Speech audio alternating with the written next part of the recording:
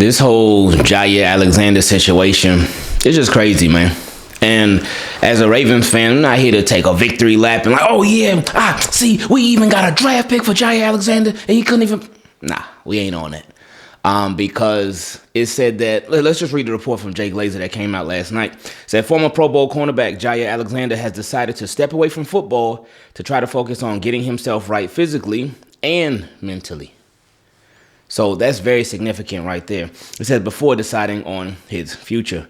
Alexander informed the Eagles of his decision today, which was yesterday. So that's significant right there, man. Jaire Alexander had high hopes for him this season. I know I did. A lot of us as Ravens fans did. We were like, oh, yeah, like Jaire, let's go, baby. We got Jaire Alexander. He on the squad, and we already got all these other cornerbacks. Oh, yeah. We was ready for it. But it was one of those things that obviously just didn't work itself out with Jaire Alexander. And I remember when we had the interview with his dad, like he talked about how, and you could see it from the videos, when Jaire was first signing with the Ravens and stuff, and he said he was saying what's up to Lamar Jackson and all that. He was ready, man.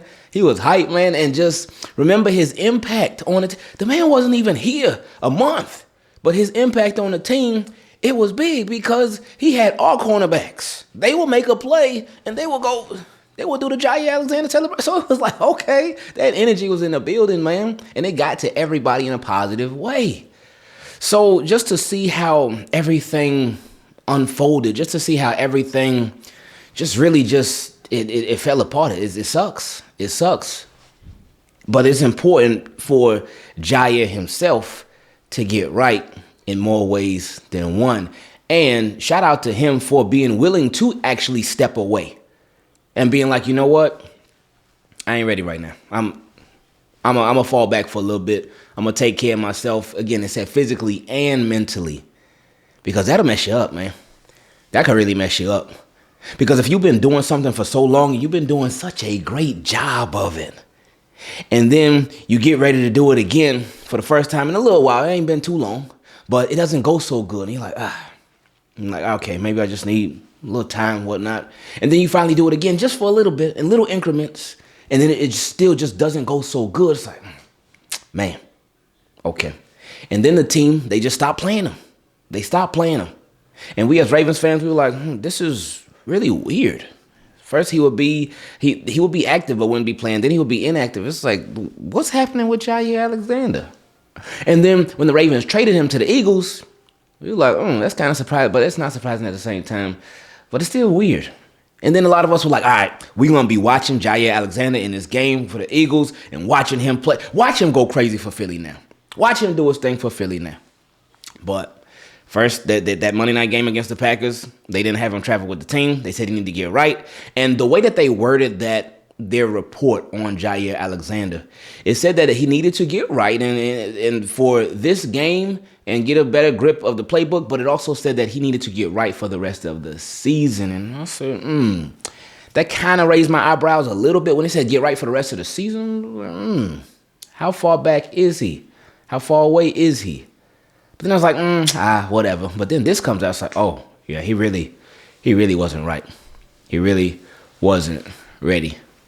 So it's just crazy, man. You never know. But that can all take a toll on you mentally.